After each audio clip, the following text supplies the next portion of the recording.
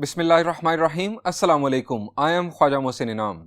Students, हम start करने जा रहे हैं chapter number 9। The name of the chapter is linear inequalities and linear programming. आइए शुरू करते हैं। स्टूडेंट्स, चैप्टर के नाम में जो आपको सबसे ज्यादा वर्ड इनफैक्ट फैसिनेट कर रहा है या परेशान कर रहा है, आप कह सकते हैं, वो है वर्ड प्रोग्रामिंग। आपके ख्याल से हम कंप्यूटर प्रोग्रामिंग की तरफ जा रहे हैं, तो स्टूडेंट्स इस वर्ड प्रोग्रामिंग का कंप्यूटर प्रोग्रामिंग से कोई ताल्लुक नहीं है। मैं आपके साथ सबसे पहले यही शेयर करना चाहूंगा कि वो किस किस्म के प्रॉब्लम्स हैं जो हम इस चैप्टर को पढ़ने के बाद सॉल्व करने के काबिल होंगे। यानी हम पहले ये देखते हैं कि हम ये चैप्टर क्यों पढ़ने जा रहे हैं। Students, this is a problem statement is a dealer wishes to purchase a number of fans and sewing machines. He has only rupees 5,760 to invest and has space at most for 20 items. A fan costs him rupees 360 and a sewing machine costs rupees 240. His expectation is that he can sell a fan at a profit of rupees 22 and a sewing machine at a profit of rupees 18. Assuming that he can sell all the items that he can buy, how should he invest his money in order to maximize his profit? Students, आसान अल्फाज में एक दुकानदार की बात की जा रही है। वो दुकानदार पंखों और सिलाई मशीनों का कारोबार करता है। उसके पास 5,760 रुपए हैं इन्वेस्टमेंट करने के लिए। हम फर्ज ये कर रहे हैं कि इस वक्त उसकी दुकान खाली है और वो मार्केट जा रहा है पंखे और सिलाई मशीनें खरीदने के लिए। उसके पास है 5,760 रुपए इन्वेस्ट करने के लिए। उसकी दुकान में ज्यादा से ज्यादा 20 आइटम्स रखने की जगह है, यानी मजमूई तौर पर पंखे और सिलाई मशीनें मिलाकर वो ज्यादा से ज्यादा 20 आइटम्स रख सकता है अपनी दुकान में। एट मोस्ट 20 आइटम्स, ज्यादा से ज्यादा 20 आइटम्स। एक पंखे की कीमत मार्केट से जो वो खरीदने जा रहा है, एक पंखे की कीमत 360 रुपए है और एक सिलाई मशीन की कीमत 240 रुपए है। अब आप सोच रहे होंगे कि कौन सा पंखा है जो 360 का आ रहा है और कौन सी सिलाई मशीन है जो 240 रुपए की आ रही है। तो स्टूडेंट्स, ये कम से कम 40 साल पुराना स्टेटमेंट है जो कि मैं आपके साथ शेयर कर रहा हूं और हमारी बुक में इनफैक्ट इसी तरह से ये गिवन है। आप इसमें एक जीरो ऐड कर लें तो आजकल के दौर की एक पंखे की कीमत बन जाएगी, और मेरा ख्याल है इसके अंदर भी अगर आप एक जीरो ऐड कर लें तो कोई छोटी मोटी सिलाई मशीन भी आ ही जाती होगी। अब बात आगे बढ़ाते हैं। उस दुकानदार को यह तवक्को है कि अगर वो एक पंखा बेचेगा तो उस पंखा बेचने पर उसे 22 रुपए प्रॉफिट होगा और सिलाई मशीन बेचने पर उसे 18 रुपए प्रॉफिट होगा। वो एज्यूम ये कर रहा है, फर्ज ये कर रहा है कि वो शाम तक सारी चीजें बेच लेगा दुकान में लाकर। अब वो अपने इस 5,760 रुपए को किस तरह से इन्वेस्ट करे, कितनी सिलाई मशीनें और कितने पंखे खरीदे कि शाम को उसे मैक्सिमम प्रॉफिट हासिल हो। स्टूडेंट्स, ये है एक प्रॉब्लम जिसे हमने सॉल्व करना है इस चैप्टर के एंड पर। इनफैक्ट ये है वो प्रॉब्लम कि जिसका सॉल्यूशन बुनियादी तौर पर प्रोग्रामिंग कहलाएगा। प्रोग्रामिंग का मतलब प्लानिंग, कोर्स ऑफ एक्शन, लाहे अमल। हमें इस शख्स को इसका कोर्स ऑफ एक्शन बताना है कि वो किस तरह से अपनी अमाउंट को, अपने इन रिसोर्सेज को कि जिसमें 5,760 रुपए हैं और उसकी दुकान है कि जिसके अंदर ज्यादा से ज्यादा 20 आइटम्स रखने की जगह है, इन दो चीजों को वो किस तरह से यूज करे कि उसे ज्यादा से ज्यादा प्रॉफिट हो। अब आप जरा सोचें कि आमतौर पर दुकानदार इतने पढ़े लिखे नहीं होते। हो सकता है कि वो जिस तरह से चल रहा हो उसे मैक्सिमम प्रॉफिट ना मिल रहा हो। हम उसे इनफैक्ट बेस्ट जो सॉल्यूशन है वो सॉल्व करके बताएंगे इस चैप्टर के एंड पर। स्टूडेंट्स, ये है इनफैक्ट लीनियर प्रोग्रामिंग का प्रॉब्लम। इसी टाइप का एक और प्रॉब्लम आपके साथ शेयर करता हूं। अब आप एक बात और भी सोच रहे होंगे कि प्रोग्रामिंग का मतलब तो हो गया कोर्स ऑफ एक्शन, प्लानिंग, जो कि इस शख्स को करनी चाहिए अपने प्रॉफिट को मैक्सिमाइज करने के लिए। लीनियर का मतलब यहां पर क्या लिया जा रहा है? तो स्टूडेंट्स, इस प्रॉब्लम के अंदर, इस प्रॉब्लम को सॉल्व करने के लिए इनफैक्ट जो फंक्शन बनेगा, जो इक्वेशन बनेगी या जो इनइक्वालिटीज बनेंगी, वो तमाम लीनियर होंगी। लीनियर फंक्शन बनेगा, लीनियर इक्वेशंस बनेंगी और लीनियर इनइक्वालिटीज बनेंगी, जिसकी वजह से इसको लीनियर प्रोग्रामिंग का नाम दिया जा रहा है। आइए इसी टाइप का एक और प्रॉब्लम आपके साथ शेयर करता हूं। This is another problem. Statement is each unit of food X costs rupees 25 and contains 2 units of protein and 4 units of iron, while each unit of food Y costs rupees 30 and contains 3 units of protein and 2 units of iron. Each animal must receive at least 12 units of protein and 16 units of iron each day. How many units of each food should be fed to each animal at the minimum possible cost? Students, आसान अल्फाज में यहां पर दो types की foods की बात की जा रही है। एक को कहा गया फूड X और एक को कहा गया फूड Y। ये दोनों एनिमल फूड्स हैं। आप फर्ज कर लें कि किसी शख्स के पास कुछ बिल्लियां हैं जो कि उसने शौक से पाली हुई हैं। एक है फूड X जो वो उन्हें दे सकता है और एक है फूड Y। अब फूड X का जो एक पैकेट है, एक यूनिट है, उसकी कीमत है 25 रुपए और फूड Y के एक पैकेट की कीमत है 30 रुपए। फूड X और फूड Y की न्यूट्रिशनल वैल्यूज भी हमें गिवन है। फूड X के अंदर 2 यूनिट्स ऑफ प्रोटीन है, यानी उसके एक पैकेट के अंदर 2 यूनिट्स ऑफ प्रोटीन और 4 यूनिट्स ऑफ आयरन। इसी तरह फूड Y के एक पैकेट के अंदर 3 यूनिट्स ऑफ प्रोटीन और 2 यूनिट्स ऑफ आयरन। अब हर एनिमल के बारे में भी उसे बताया है किसी डॉक्टर ने, इनफैक्ट, कि इस एनिमल को, इस बिल्ली को कम से कम इतने प्रोटीन और इतने आयरन मिलने चाहिए, इतने यूनिट्स प्रोटीन के और आयरन के मिलने चाहिए। अब उसे क्या बताया गया है? Each animal must receive at least 12 units of protein. कम से कम 12 यूनिट्स ऑफ प्रोटीन एक बिल्ली को मिलने चाहिए और इसी तरह 16 units of iron each day. कम से कम 16 यूनिट्स ऑफ आयरन एक बिल्ली को पर डे मिलने चाहिए। यह है कम से कम मिकदार एक बिल्ली के लिए प्रोटीन की और आयरन की। अब उस शख्स के लिए मसला क्या है? वो शख्स ये चाहता है कि उसके पैसे भी कम से कम लगें और बिल्लियों की रिक्वायरमेंट भी पूरी हो जाए, प्रोटीन्स की और आयरन की। हमें उसे बताना है, हमें बीइंग मैथमेटिशियन उसे प्लानिंग करके बतानी है, कोर्स ऑफ एक्शन बताना है, उसे लाहे अमल बताना है कि वो किस तरह से कितने पैकेट फूड X के खरीदे और कितने पैकेट फूड Y के खरीदे कि उसके पैसे भी कम से कम लगें और बिल्लियों की जो जरूरत है वो भी पूरी हो जाए। स्टूडेंट्स, यहां पर हम बात कर रहे हैं कॉस्ट को मिनिमाइज करने की, जबकि पिछले प्रॉब्लम में हमने बात की प्रॉफिट को मैक्सिमाइज करने की। स्टूडेंट्स, बिजनेस कोई भी हो, हम दो बातें चाहते हैं। हम प्रॉफिट को मैक्सिमाइज करना चाहते हैं और अपनी जो कॉस्ट ऑफ प्रोडक्शन है उसे मिनिमाइज करना चाहते हैं। इसी सूरत में हमारा जो बिजनेस है ये ग्रो करता है। आपको इन दो प्रॉब्लम्स के अलावा मैं एक और प्रॉब्लम भी आपके साथ इनफैक्ट शेयर करना चाहता हूं। आप कंसिडर कर लें बेवरेज कंपनी कोक। अब कोक के 3 फ्लेवर्स इस वक्त 3 तरह की ड्रिंक्स मार्केट में अवेलेबल हैं, कॉमनली अवेलेबल अगर हम बात करें। एक है कोक इटसेल्फ, दूसरा स्प्राइट और तीसरा फांटा। अब मेरा सवाल आपसे यह है कि क्या इन तीनों फ्लेवर्स की जो सेल है वो क्या बराबर है? क्या फांटा उतनी ही बिकती है जितनी स्प्राइट या कोक बिकती है? The answer is no. Coke की सेल सबसे ज्यादा होती है, उसके बाद है स्प्राइट और उसके बाद है फांटा।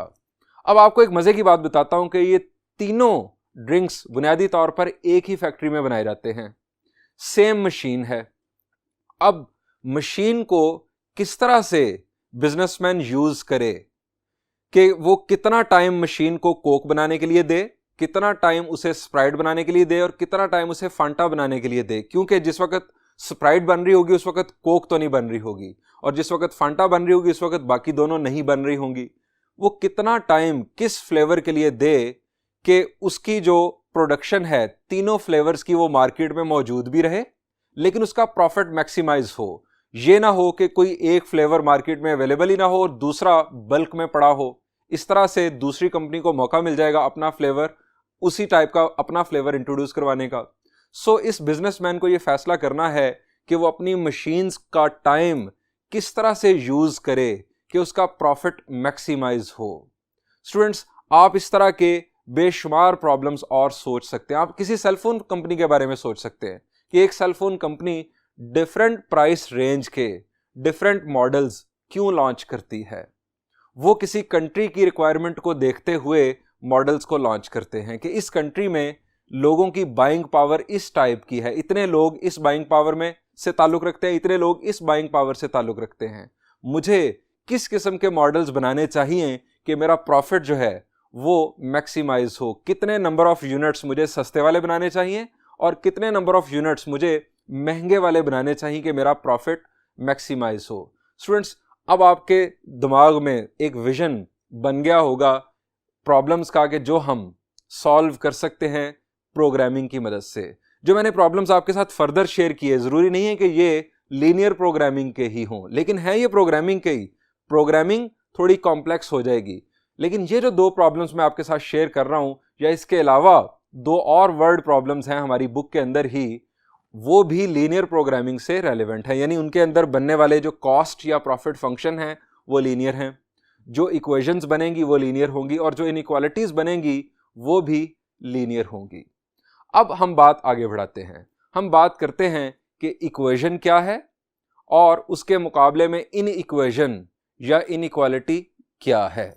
स्टूडेंट्स, अगर आप इन दो प्रॉब्लम्स की स्टेटमेंट्स को देखें तो इसमें आपको दो तरह की बातें नजर आएंगी। अब वो दो तरह की बातें क्या हैं? एक तो वो स्टेटमेंट्स हैं जो कि एग्जैक्ट हैं, जिसमें एग्जैक्टनेस की बात की जा रही है। मिसाल के तौर पर,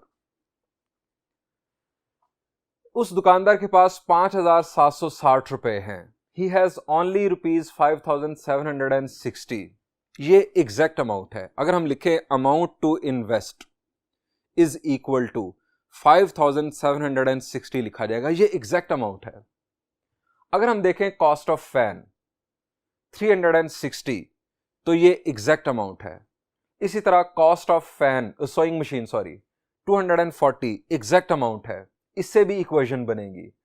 profit of one fan ₹22 exact amount है, इसमें कोई डाउट नहीं है उसने यानी प्लान किया हुआ है कि उसने 22 रुपए प्रॉफिट लेना है एक फैन पर। Profit of fan is equal to 22, ये अगेन एक लीनियर इक्वेशन बन जाती है। इसी तरह से ये भी एग्जैक्ट अमाउंट है। Profit of sewing machine is equal to 18 rupees, यहां से भी लीनियर इक्वेशन बनेगी। लेकिन अगर आप यहां पर देखें, there is he has space at most for 20 items. ये जो वर्ड है इनफैक्ट एट मोस्ट,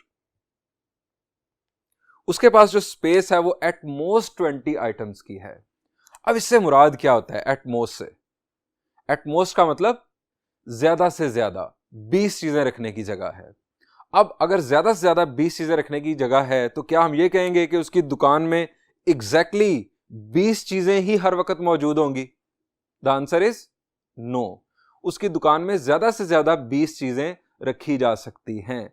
यानी अगर हम इनइक्वालिटी की लैंग्वेज में बात करें तो यहां पर इनएग्जैक्ट स्टेटमेंट है, इससे बनेगी इनइक्वालिटी, और हम उसे लिखेंगे स्पेस के बारे में हम लिखेंगे स्पेस इज लेस देन और इक्वल टू 20 आइटम्स। ये है उसकी स्पेस, लेस देन और इक्वल टू 20 या 20 से कम चीजें रखी जा सकती हैं उसकी दुकान में। अब हम यहां पर बात करें तो यहां पर भी कुछ चीजें एग्जैक्ट हैं और कुछ चीजें इनएग्जैक्ट हैं। Cost of each packet each unit of food x ₹25, ये एग्जैक्ट बात है, यहां से बनेगी इक्वेशन, लीनियर इक्वेशन।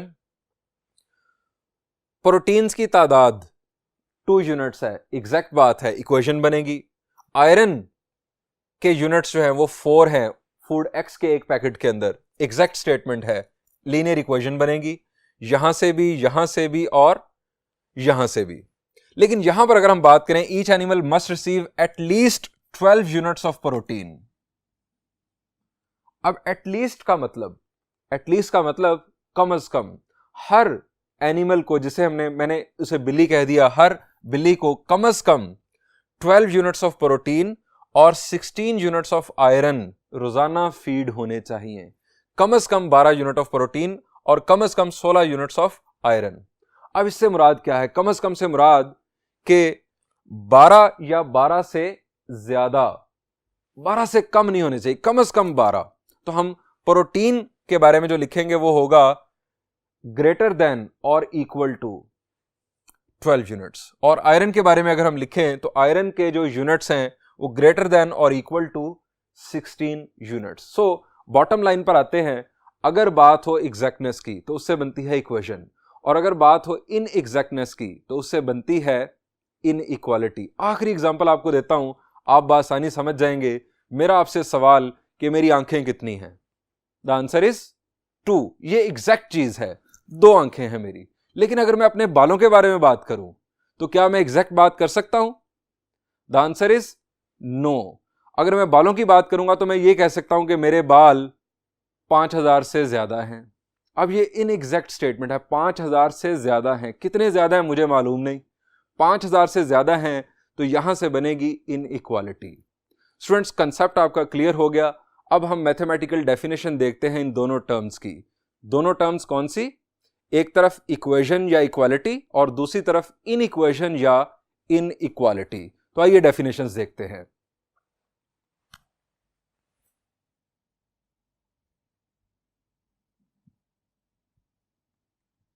इक्वेशन और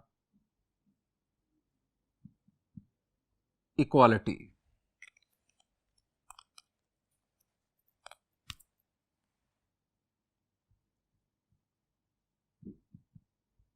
A mathematical statement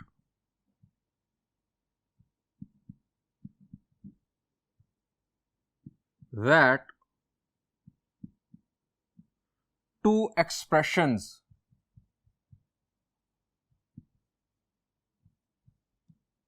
are equal, that is, two quantities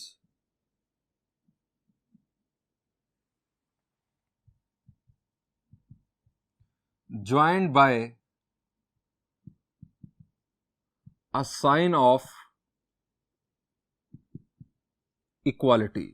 और साइन ऑफ इक्वालिटी आप जानते हैं, this is sine of equality. Examples आप जितनी मर्जी लिख लें, बहुत आसान। आप लिख सकते हैं x इज इक्वल टू 3। आप लिख सकते हैं y minus 2 is equal to 0। दो quantities joined by sign of equality, दो quantities joined by sign of equality. Sign x is equal to 0 equation है, चाहे ट्रिग्नोमेट्रिक इक्वेशन है। This is a type of an example of equation. दूसरी तरफ inequation या inequality.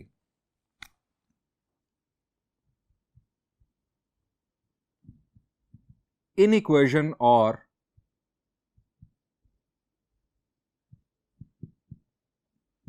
Inequality, उसी किस्म की वर्डिंग माइनर चेंजेस के साथ। A mathematical statement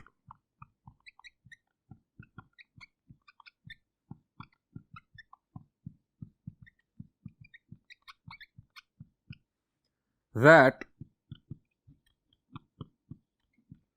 two quantities, two expressions, in fact, two expressions are not equal, that is, two quantities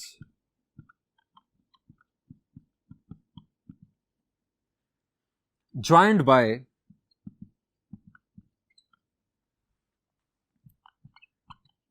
any one of the inequality sign। यहां पर word in fact sign of equality यहां पर लिखा, inequality sign. अब sign inequality के कितने signs हैं? The answer is 4। Greater than और इक्वल टू, लेस देन और इक्वल टू। इसकी एग्जांपल्स,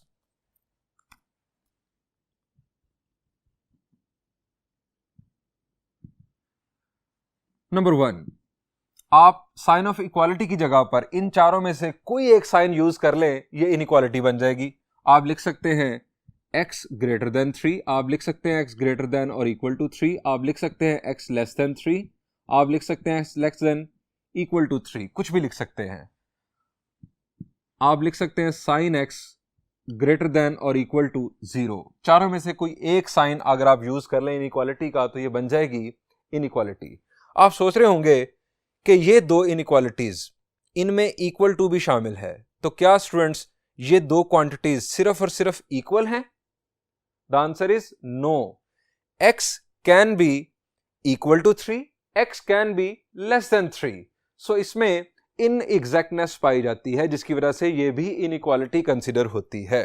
स्टूडेंट्स, हमारे चैप्टर में चूंकि बात की जा रही है लीनियर इनइक्वालिटीज की, सो अब हम डिफाइन करेंगे लीनियर इनइक्वालिटीज और उसके साथ साथ लीनियर इक्वेशंस। तो आइए बात आगे बढ़ाते हैं।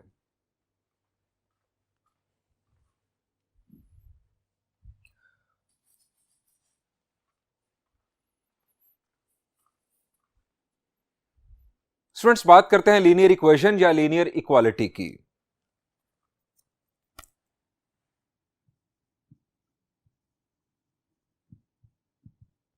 N equation of the form.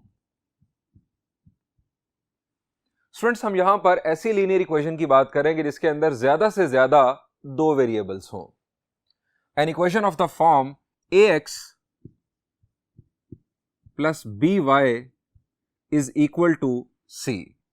अगर तीन वेरिएबल्स होंगे तो लिखा जाएगा ax plus by plus cz is equal to, यहां पर आप k लिख सकते हैं कांस्टेंट के तौर पर।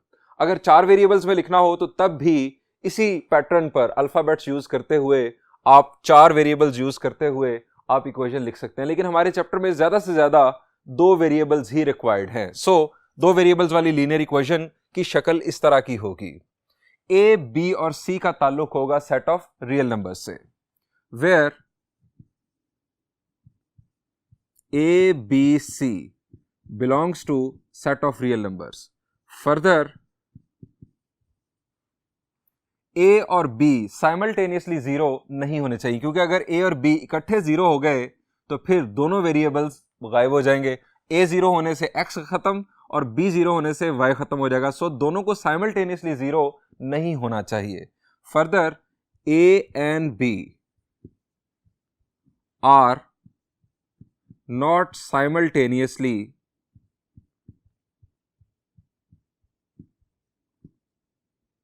जीरो। इसकी डिफरेंट एग्जांपल्स देख लेते हैं।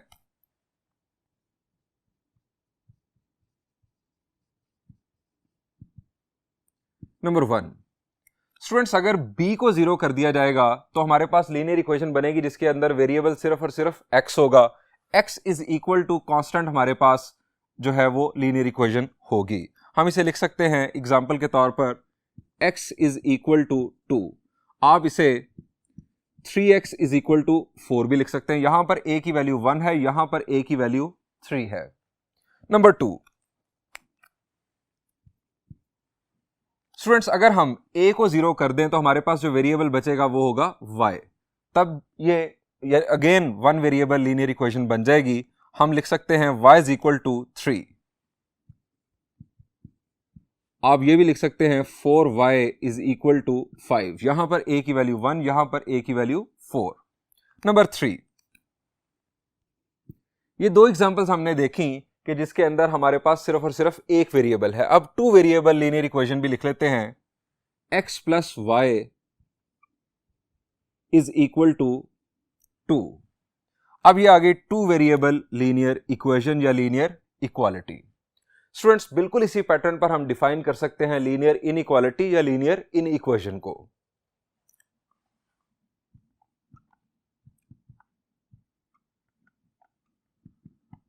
An inequality of the form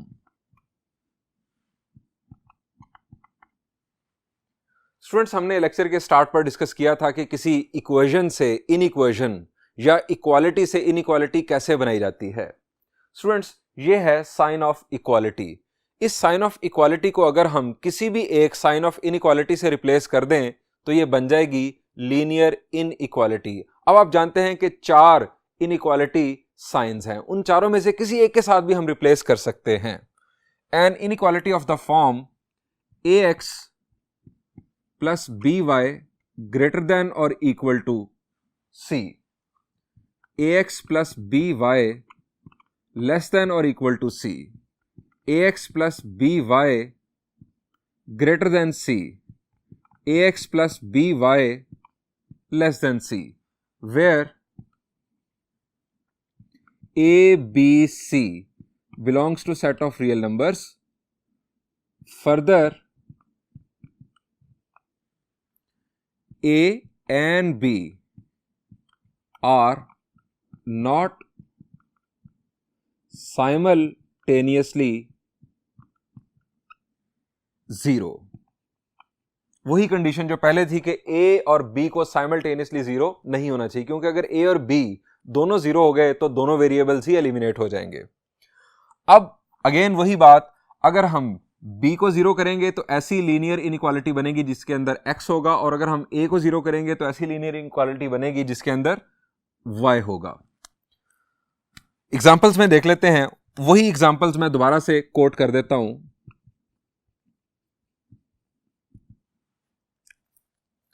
first हमारे पास यहां पर एग्जांपल थी x इज इक्वल टू 2। आप इक्वल की जगह पर कुछ भी इनइक्वालिटी सिंबल यूज कर सकते हैं। मैं इसे लिख देता हूं x ग्रेटर देन और इक्वल टू 2। आप इसे x लेस देन 2 भी लिख सकते हैं, यह भी उसी इक्वेशन से इनइक्वालिटी बन गई। नंबर 2, y लेस देन और इक्वल टू 3 और y ग्रेटर देन 3, कुछ भी चारों में से कोई एक आप साइन ऑफ इनइक्वालिटी यूज कर लें।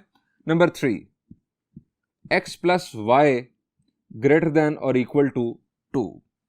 स्टूडेंट्स, ये हमारे पास डिफरेंट एग्जांपल्स आ गई लीनियर इनइक्वालिटी की। अगेन वही बात कि अगर आप वेरिएबल्स बढ़ाना चाहते हैं तो बढ़ा सकते हैं, लेकिन हमारे चैप्टर में 2 वेरिएबल्स तक की रिक्वायरमेंट है, जिसकी वजह से मैं आपके साथ यहां तक ही डिस्कस करूंगा।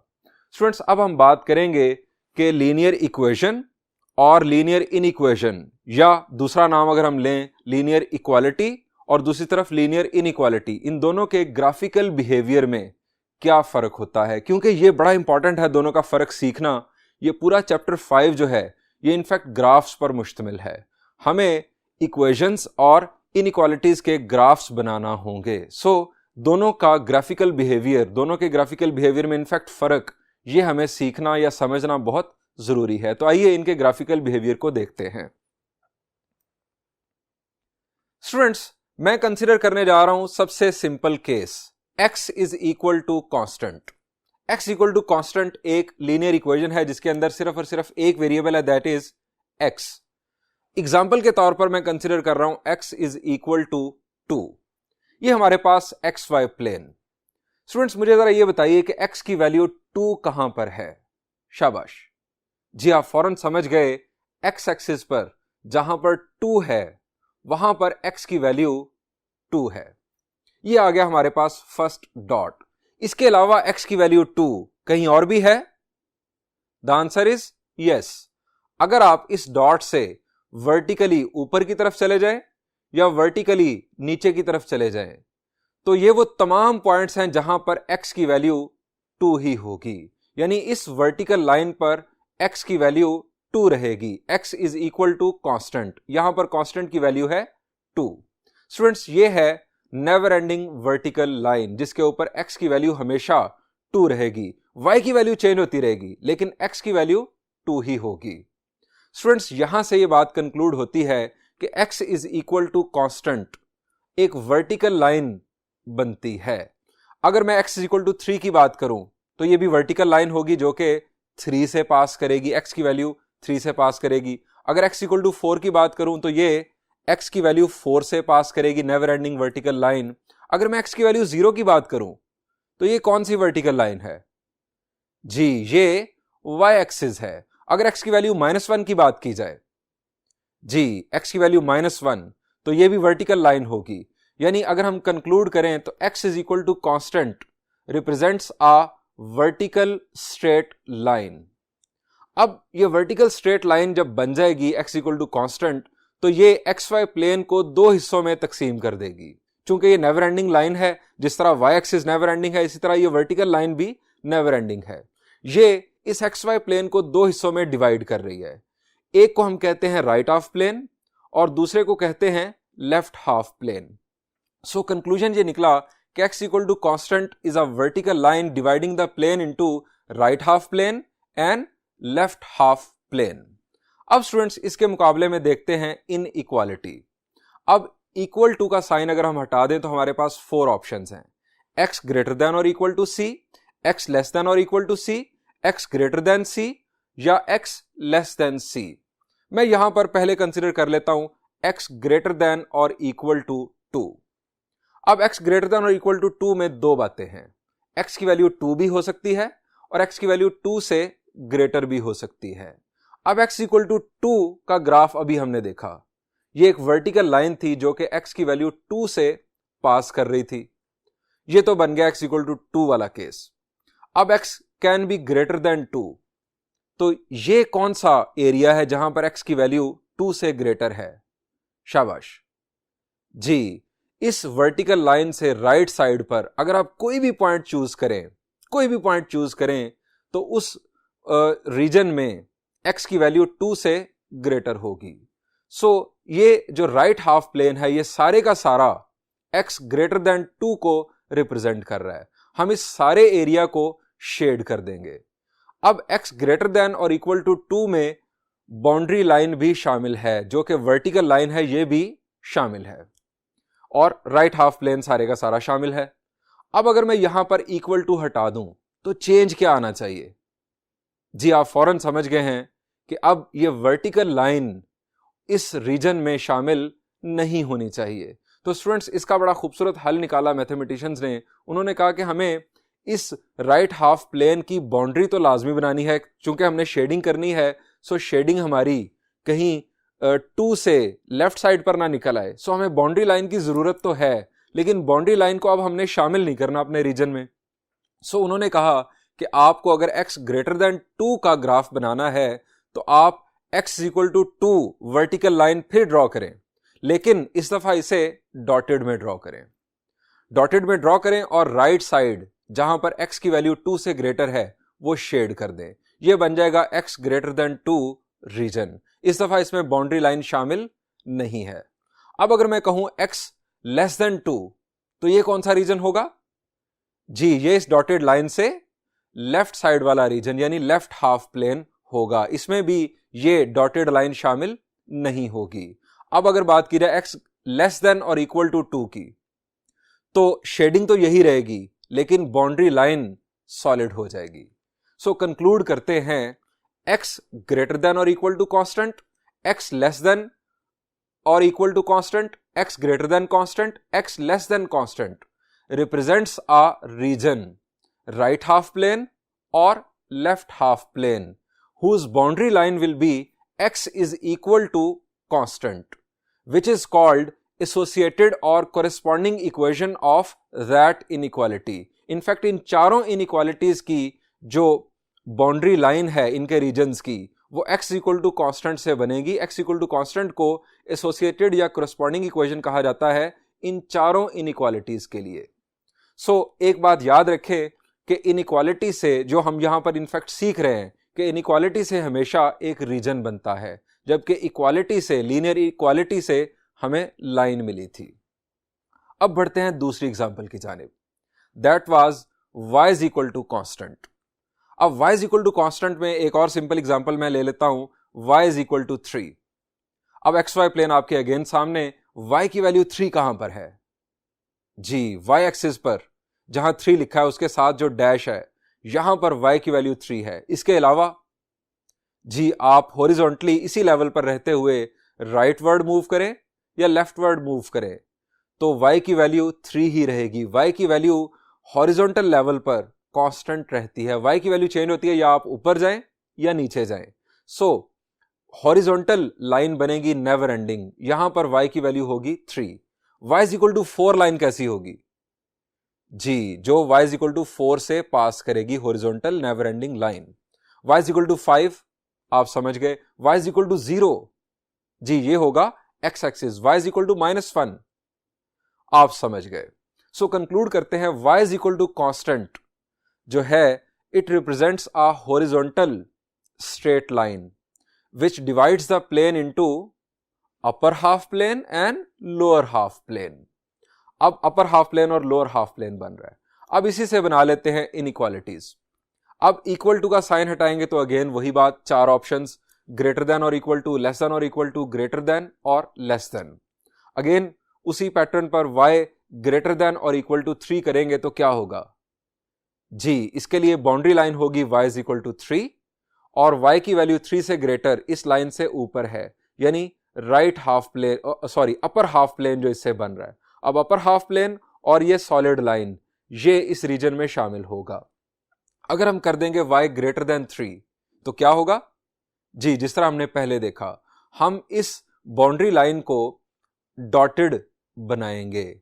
डॉटेड बनाएंगे तो इसका मतलब है कि ये बाउंड्री लाइन उस रीजन में शामिल नहीं है, यानी y ग्रेटर देन 3 में ये बाउंड्री लाइन शामिल नहीं है।